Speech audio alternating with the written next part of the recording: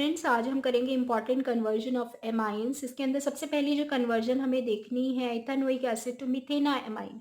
Ethanoic acid हमारे पास में 2 कार्बन एटम का कार्बोक्सिलिक एसिड है, उसको हमने यहाँ पर कन्वर्ट करना है किसमें, मिथेना एमाइन के अंदर। तो इसके अंदर हमें जैसे कि कन्वर्जन देखकर ही समझ में आ रहा है कि 2 कार्बन एटम से हमें 1 कार्बन एटम के अंदर कंपाउंड को लेके आना है। तो यहाँ पर हमें रिएक्शन यूज करनी होगी Hofmann bromamide reaction. Hofmann bromamide reaction के अंदर एमाइड्स को एमाइन में ही कन्वर्ट किया जाता है, लेकिन किसकी हेल्प से, Br2 और QH के हेल्प से।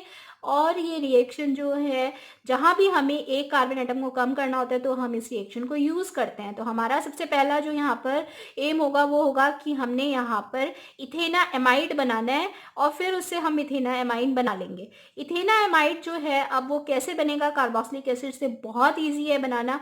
इथेनोइक एसिड जो है उसकी रिएक्शन हम करेंगे SOCl2 के साथ में।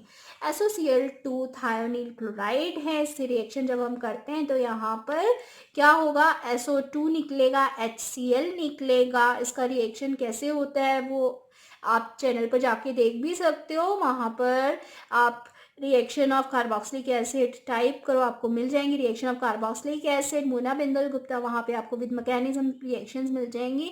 जब हम इस रिएक्शन को देखें तो SO2 और HCl यहाँ से निकला और यहाँ पर क्या बन गया है, CH3COCl इथानॉइल क्लोराइड। अमोनिया के साथ अब इसकी रिएक्शन करेंगे एक्सेस में। हमें पता है अमोनिया जब एक्सेस में लेके आते हैं तो हमें वहाँ पर अमोनियम आयन मिलता है। अमोनियम आयन यहाँ पर इस Cl नेगेटिव को निकालेगा NH4Cl के फॉर्म में, अमोनियम क्लोराइड के फॉर्म में यहाँ से निकल जाएगा। और NH2 नेगेटिव भी हमें अमोनिया एक्सेस लेने पर जो मिलता है वो इस Cl नेगेटिव की जगह आ जाएगा। ये बन गया हमारे पास में इथेना एमाइड।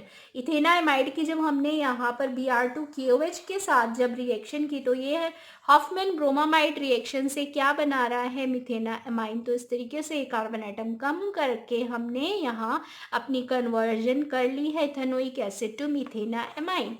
नेक्स्ट कन्वर्जन देखते हैं स्टूडेंट्स। उसके अंदर हमने यहाँ पर क्या लिया है, हेक्सेन नाइट्राइल।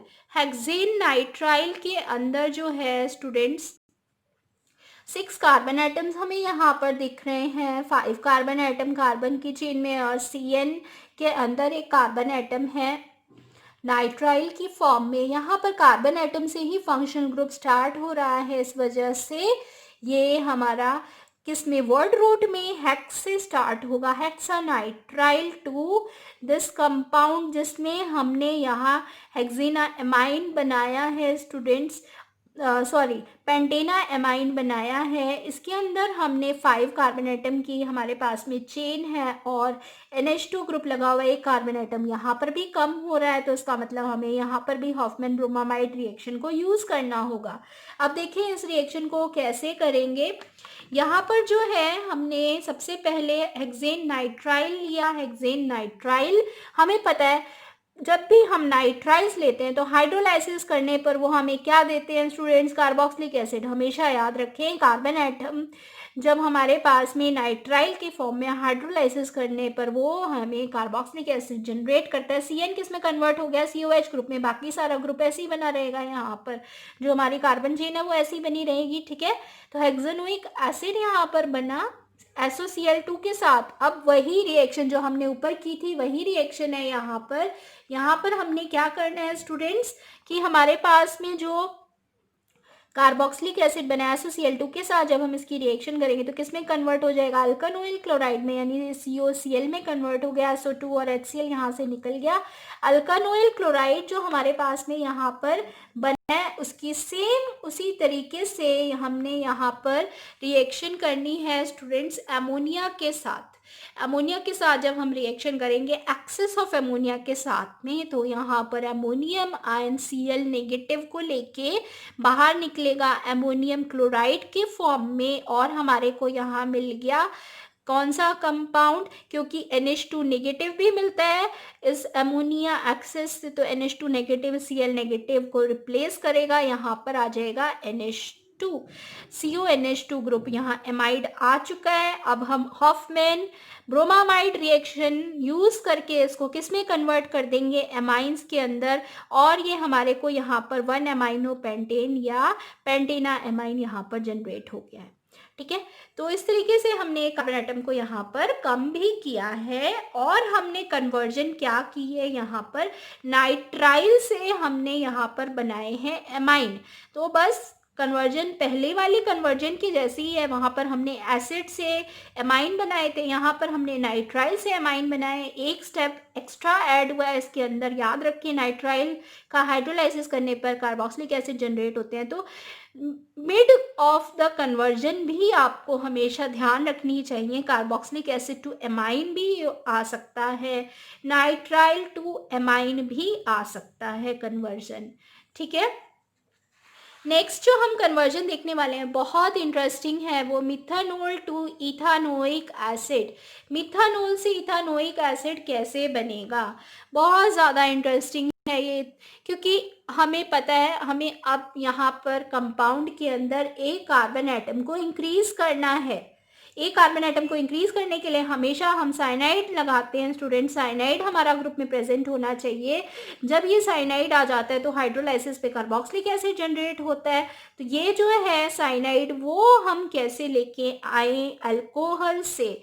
तो बहुत इजी है, यहाँ पर हमें क्या करना है, मिथानोल की अगर हम रिएक्शन करते हैं PCl5 के साथ में तो POCl3 यहाँ से जो है निकल जाएगा और हमारे को यहाँ पर Cl नेगेटिव CH3Cl कंपाउंड बनेगा, जो कि KCN के साथ रिएक्शन करने पर, अल्कोहलिक KCN के साथ रिएक्शन करने पर Cl नेगेटिव यहाँ पर Cl नेगेटिव को रिप्लेस करके आ जाएगा। ये मिल गया हमारे पास मीथेन नाइट्राइल, जो कि हाइड्रोलाइसिस पर क्या देगा, इथानोइक एसिड। ठीक है, तो इस तरीके से हमने देखी थर्ड कन्वर्जन। अब हम स्टूडेंट्स देखेंगे मिथेना एमाइन टू इथेना एमाइन। ठीक है, ये कन्वर्जन देखते हैं, ये भी बहुत इंटरेस्टिंग है। यहाँ पर हम जो है एक कार्बन एटम का एमाइन उसको हम 2 कार्बन एटम के एमाइन में कन्वर्ट करेंगे। कैसे कन्वर्ट करेंगे, तो इसको जो है हमने यहाँ पर कैसे देखना है स्टूडेंट्स।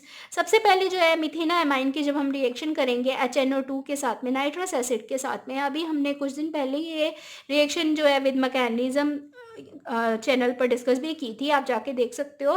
तो रिएक्शन एमाइन की HNO2 के साथ करते हैं, नाइट्रोजन गैस और वाटर निकल जाता है और क्या बन जाता है, अल्कोहल। अल्कोहल की रिएक्शन फास्फोरस आयोडीन के साथ जब PI3 के साथ हम करेंगे तो अल्कोहल किस में कन्वर्ट हो जाएगा, आयोडाइड में, क्योंकि आयोडीन हमने यहाँ पर लिया है तो ये यहाँ पर मिथाइल आयोडाइड देगा। बस अब यहाँ पर आयोडाइड को अपने साइनाइड में KCN की हेल्प से कन्वर्ट कर लेना है, एसीटोनाइट्राइल बन गया। 2 कार्बन एटम हमारे आ गए यहाँ पर। एक कार्बन एटम से 2 कार्बन एटम बनाने के लिए हमेशा KCN को ऐड करो, एसीटोनाइट्राइल यहाँ पर बन गया। अगर हम इस एसीटोनाइट्राइल का रिडक्शन करें, यानी कि कार्बन के साथ भी हाइड्रोजन ऐड कर दें, नाइट्रोजन के साथ भी हाइड्रोजन ऐड कर दें, जिसे हम बोलते हैं reduction, addition of hydrogen is reduction. तो एसीटोनाइट्राइल के साथ रिडक्शन करने पर हमें यहाँ पर यूज करना है सोडियम और इथाइल अल्कोहल। रिडक्शन करने पर ये क्या देगा, CH3CH2 NH2। तो ये कार्बन एटम इंक्रीज हो गया यहाँ पर और हमारे को मिल गया है एमाइन। ठीक है, तो रिडक्शन से हमारे को यहाँ पर एक कार्बन एटम का इंक्रीज भी हो रहा है और हमने यहाँ साइनाइड की हेल्प से इसको कन्वर्जन को किया है। करने वाले स्टूडेंट्स वो है इथेना एमाइन टू मिथेना एमाइन, बिल्कुल उसका अपोजिट जो हमने अभी कन्वर्जन की थी उसका अपोजिट है ये। इसके अंदर हमें 2 कार्बन एटम का एमाइन है और एक कार्बन एटम के एमाइन के अंदर इसको लेके आना है, यानी कि एक कार्बन एटम हमें इसमें कम करना है।